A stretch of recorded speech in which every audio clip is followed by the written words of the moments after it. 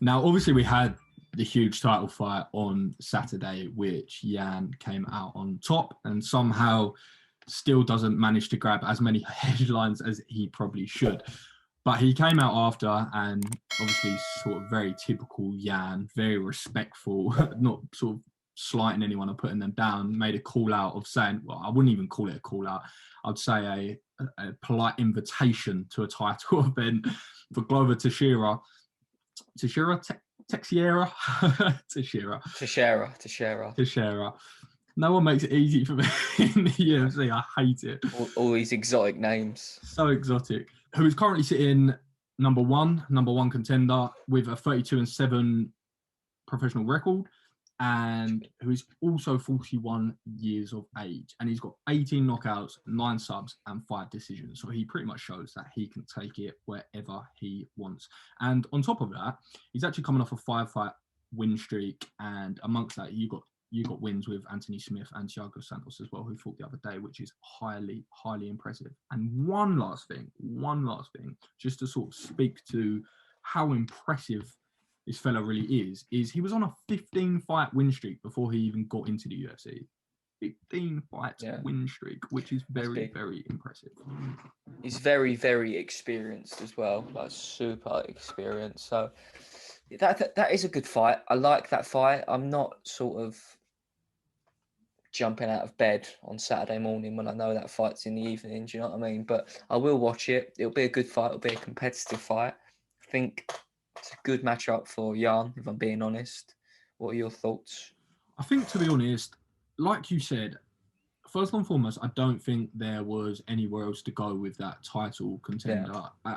I feel like if it was anyone else, it would have been a complete disservice to him. I mean, like you said, the experience of himself, his actual journey as well. So it's a bit of a fairy tale journey, because for anyone that's listening that doesn't know, it was actually really difficult for him to get into the UFC because they had visa issues. But it wasn't actually him being in the USA, which was strange enough, because he was living in Oregon.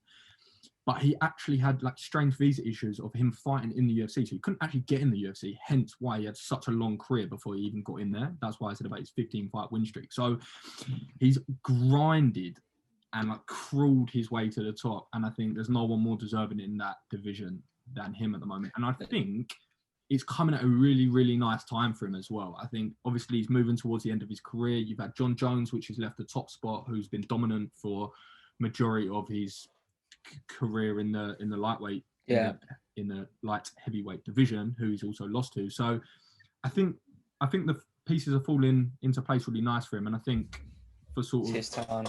Yeah, I do think it's his time, and I think it's a nice last shot to take, and I think it's a nice fight as well. I think both men very experienced, very dangerous, both good competitors, but very respectful as well. So I think it's a nice angle for the light heavyweight division, to be honest. I just think it's again a good matchup for Jan. I think he could add to his title defense, add to his finish rate, if I'm being honest. I just think the speed, not that Glover's slow, but Jan's a lot faster than he has been recently. He looked good in the Izzy fight. Yeah, I think his speed will play a real difference, and I think he'll catch Glover, and I think he'll finish him, to be honest. But again, you can't write Glover off. That experience is invaluable. Fights he's had, how long he's been fighting. So it's an interesting fight.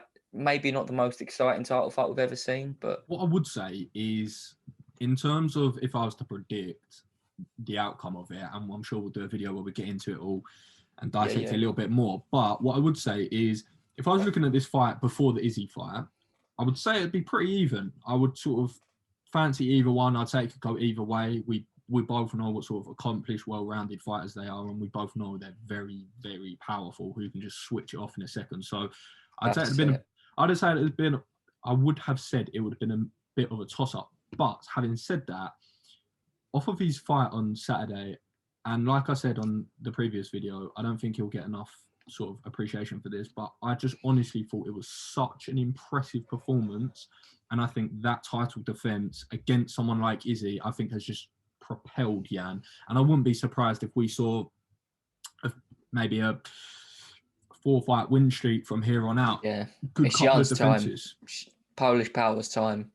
It's his 100%. time. 100%. When Jon's out of the picture, it's Jan's time, no doubt. I think he could rule and finish a lot of those fights at the top of the division. So interesting, very, very interesting. I think the question marks which were around Jan before the fight have all been answered. Literally have all been answered.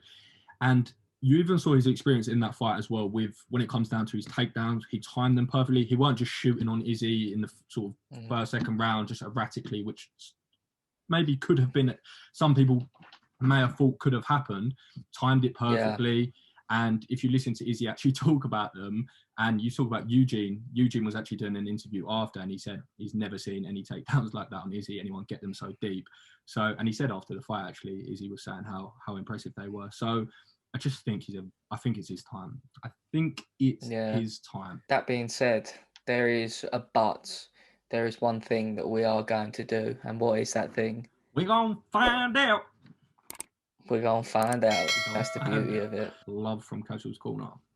Peace.